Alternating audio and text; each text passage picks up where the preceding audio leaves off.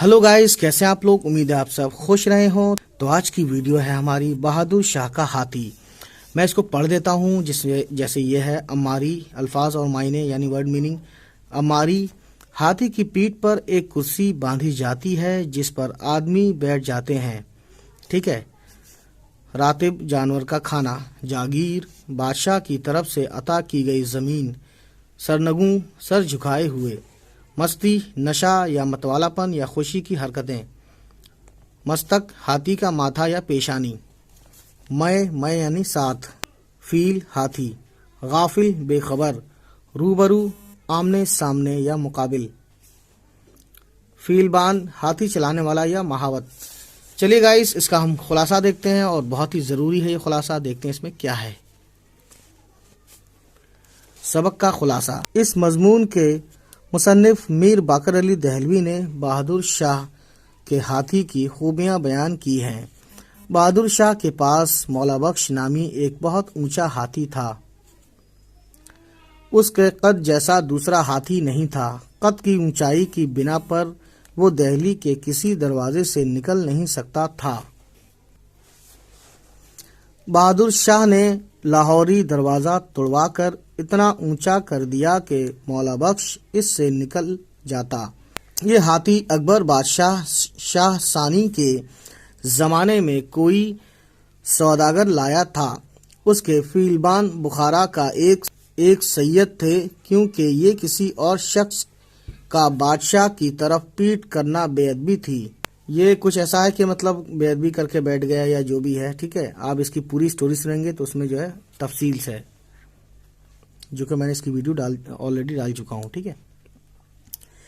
एक रोज मौला बख्श मस्ती में आकर बेकाबू हो गया और उसने अपने फीलबान सैयद साहब को सूंड में लपेटकर पांव के नीचे दबाकर चीर डाला।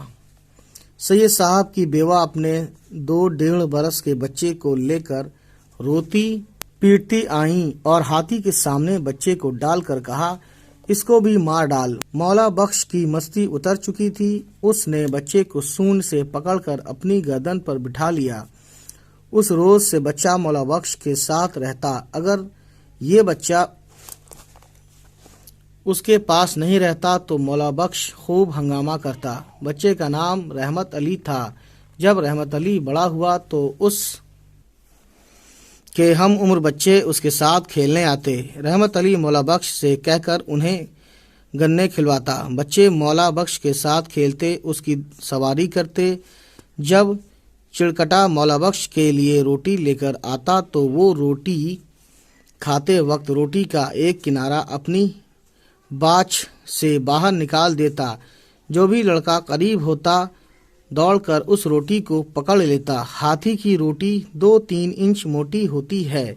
बच्चा उसको जोर लगाकर मुश्किल से तोड़ता। जबकि जब कोई बच्चा रोटी का टुकड़ा ना लेता तो वो रोटी ना खाता। बच्चे शरारत में मौला बख्श से कहते, निक्की आवे। मौला बख्श एक पांव उठाकर खड़ा हो जाता और जब बच्चा कहता कि घुटने की तो वो अपना पैर नीचे रखता। एक रोज फीलबान ने बादशाह से अर्ज की कि मौला बख्श तमाम गन्ने और रातिब की रोटियां बांट देता है। पहरे पर हुक्म दिया जाए कि कोई लड़का उसके पास ना आए। बादशाह ने हुक्म दे दिया। बच्चे मौला बख्श के पास आते तो मौला बख्श ने 3 दिन तक कुछ खाया नहीं। फीलबान को ख्याल आया कि अगर बच्चे यहाँ नहीं आए तो मौला बख्श बगैर कुछ खाए पिए भूखा मर जाएगा।